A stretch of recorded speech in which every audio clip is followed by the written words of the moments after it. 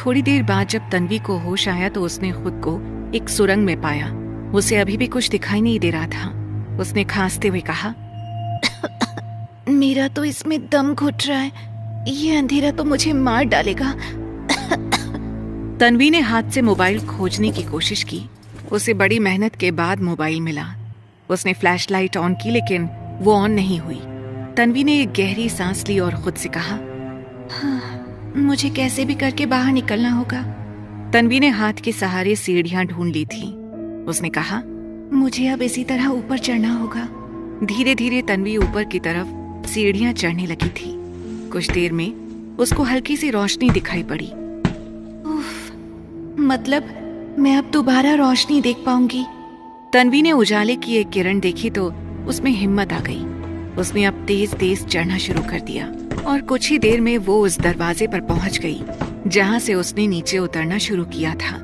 बाप रे, thank God आज मैं बच गई। उसके बाद तन्वी ने दरवाजे की तरफ देखा और कहा, क्या है इस दरवाजे के पीछे? कौन सी दुनिया थी जहां मैं चली गई थी? तभी उसे ख्याल आया कि उसे अक्षरा के पास हॉस्पिटल जाना चाहिए।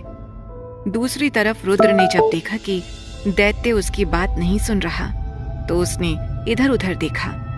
अचानक से उसकी नजर आकाश पर पड़ी। रुद्र ने जब आकाश को भी कैद में देखा तो उसने कहा, तुमने जो कुछ भी मेरे साथ गलत किया है उसके लिए तो मैं तुम्हें माफ नहीं करूंगा, पर तुमने मेरे दुश्मन को कैद करके मेरा दिल जीत लिया है। इसके लिए मैं तुम्हें मुंह मांगा इनाम दूंगा, लेकिन उसके पहले मुझे ये जानना है कि तुम आखिर रक्षिता को यहाँ क्यों लेकर आए। आकाश ये सुनकर गुस्से में दांत पीसते हुए बोला, दम है तो इस दैत्य को सबक सिखाओ। मेरे कैद होने की खुशी तुम बाद में मना लेना। रुद्र ने हंसते हुए कहा, मेरे पास अभी इतना वक्त नहीं है कि मैं तुम्हें साबित करूं कि मैं क्या कर सकता हूं और क्या नहीं। फिलहाल तो मैं रक्षिता को इस दैत्य से आजाद कराने ही आया हूं। सिंह दैत्य ने हंसते हुए कहा, और ये कभी नहीं हो सकता। एक बार सिंह दैत्य ने जिस चीज को भी पसंद कर लिया उसे हमेशा के लिए अपना बना लेता है। ये महल, यहाँ मौजूद चीजें सब इस बात का सबूत हैं। रुद्र के पेशेंस की अब इंतहा हो रही थी।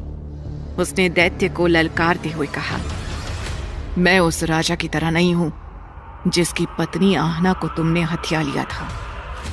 मैं तुझे फिर से वहीं भेज दूंगा जहां तू कभी नहीं जाना चाहता होगा। सिंह दैत्य ने ये सुनते ही अपनी त्योरियां चढ़ा ली और दांत पीसते हुए कहा, तुझे मेरी ताकत का अंदाजा भी नहीं। मैं चाहूं तो तुम दोनों को चुटकियों में मसल सकता हूं।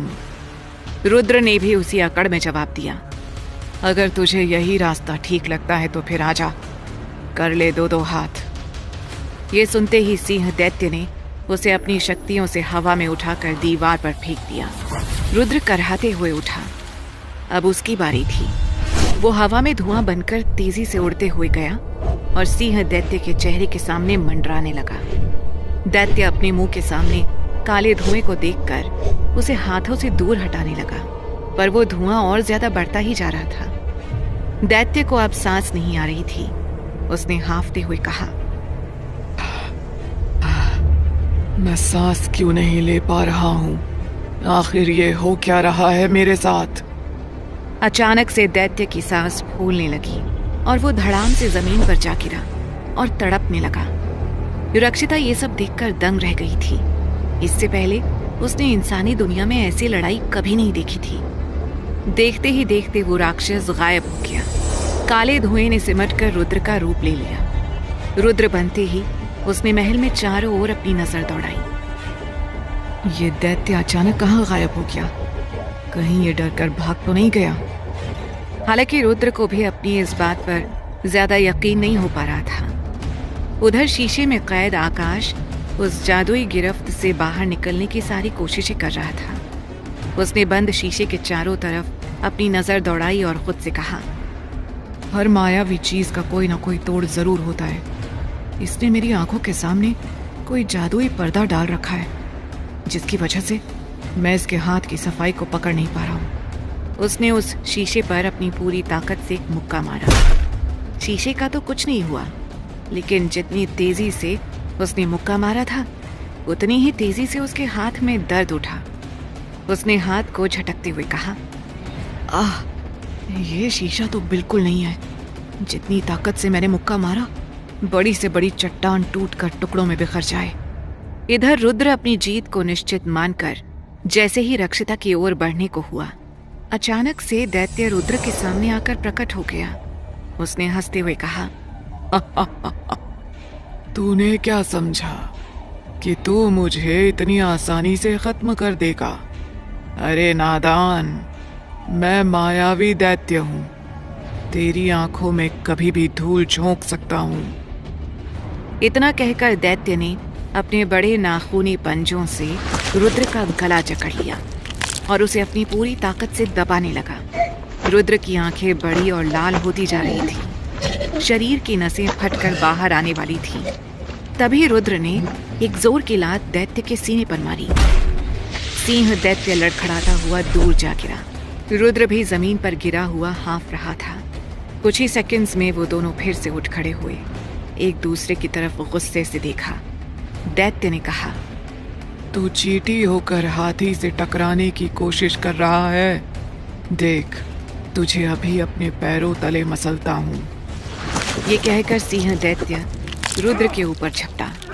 दोनों एक दूसरे को बारी बारी से पटखनी दे रहे थे, कभी दैत्य रुद्र के ऊपर तो कभी रुद्र दैत्य के ऊपर। दोनों हार मानने को तैयार नहीं थे। रुद्र ने दैत्य से लड़ते हुए कहा, चाहे जो हो जाए, आज तो मैं तुझे तेरी औकात दिखा कर ही रहूंगा। उधर आकाश उस मायावी शीशे के पार जाने का हल ढूंढ रहा था। अचानक उसे ये महसूस हुआ कि कब से वो इस शीशे में कैद है, पर उसे गर्मी महसूस नहीं हो रही है, बल्कि धीरे धीरे ठंड बढ़ती ही जा रही है।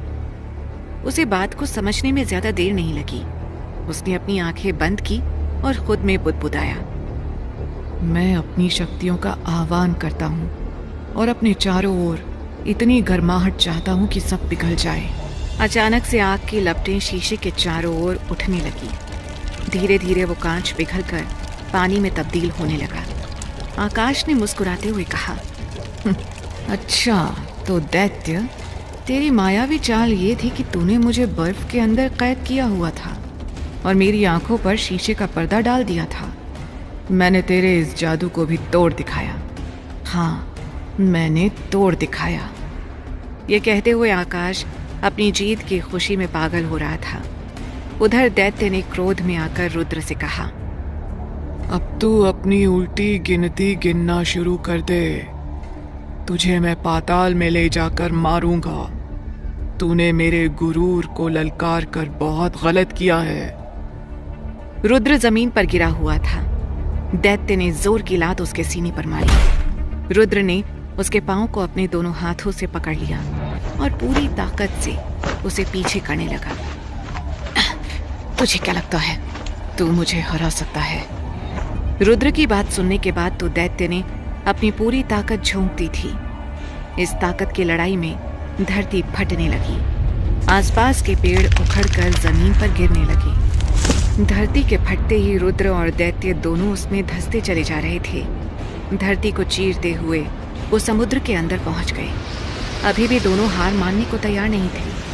वो समुद्र के अंदर घोर अंधेरे को पार करते हुए ज्वालामुखी के मुंह तक पहुंच गए।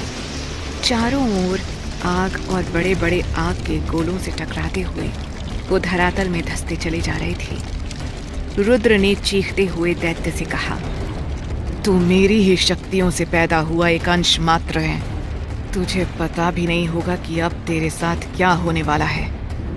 दैत्य ने कहा, इंसानी भेष के लोगों में अपनी बात से मुकरने की बड़ी पुरानी रवायत है।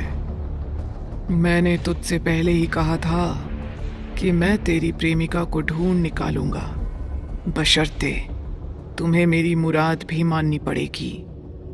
रुद्र ने हंसते हुए कहा, और तेरी मुराद मेरी रक्षिता होगी, ऐसा तू सपने में भी कैसे सोच सकता है? फिर वो दोनों पाताल के घोर अंधकार में एक दूसरे को खत्म करने के लिए समा गए। इधर आकाश आजाद होकर सीधे रक्षिता के पास पहुंचा। रक्षिता घबराई सहमी खड़ी थी। जब उसने आकाश को देखा तो उससे जाकर लिपट गई। उसने रोते हुए कहा, आकाश, ये सब क्या हो रहा है? मुझे बहुत डर लग रहा है। आकाश ने रक्षिता के सिर पर हाथ फेरते हुए कहा, जब तक तुम्हारा आकाश जिंदा है तब तक तुम्हारे जिस्म को कोई हाथ भी नहीं लगा सकता। रक्षिता ने कहा, मुझे प्लीज यहां से निकालो, मैं अपने घर जाना चाहती हूँ, मुझे बस माँ के पास जाना है। आकाश ने रक्षिता के बालों पर हाथ फेरा और कहा, ठीक है, अब मैं जैसा तुमसे कह रहा हूं वैसा करती जाओ। रक्षिता ने सिर हिलाते हुए कहा, ओके। आकाश ने रक्षिता को अपने से अलग करते हुए कहा, अपनी आंखें बंद कर लो। रक्षिता को समझ नहीं आ रहा था कि आखिर आकाश करने क्या वाला है। फिलहाल उसने आंखें बंद कर ली। आकाश ने उसका चेहरा अपने हाथों में लिया। एक बारगी तो रक्षिता अंदर से सिहर गई थी। उसे लगा जैसे आकाश उसे किस करने वाला हो। लेकिन आकाश ने रक्षिता के माथे पर कुछ मंत्र पढ़कर बोला। रक्षिता का मन अचानक से शांत हो गया। उसने हौले से अपनी आंखें खोली। आकाश ने मुस्कुराते हुए कहा, तुम हो तो ही मैं हूं, मैं तुमसे बहुत प्यार करता हूं रक्षिता। रक्षिता को लगा जैसे आकाश में उसे पूरी दुनिया मिल गई हो। उसने आकाश के हाथ को चूमते हुए कहा, एक बात बताओ, तुमने मेरी आंखें बंद करके ऐसा क्या किया कि मेरा सारा डर गायब हो गया? आकाश ये सुनते ही थोड़ा झिझक सा गया। उसने बात बनाते हुए कहा, बस थोड़ी देर तुम्हें प्यार से देखा और उसका असर इस तरह हुआ कि तुम एकदम सही हो गई। रक्षिता आकाश के साथ खुश थी, लेकिन उसे आकाश की इस बात में सच्चाई थोड़ी कम नजर आ रही थी।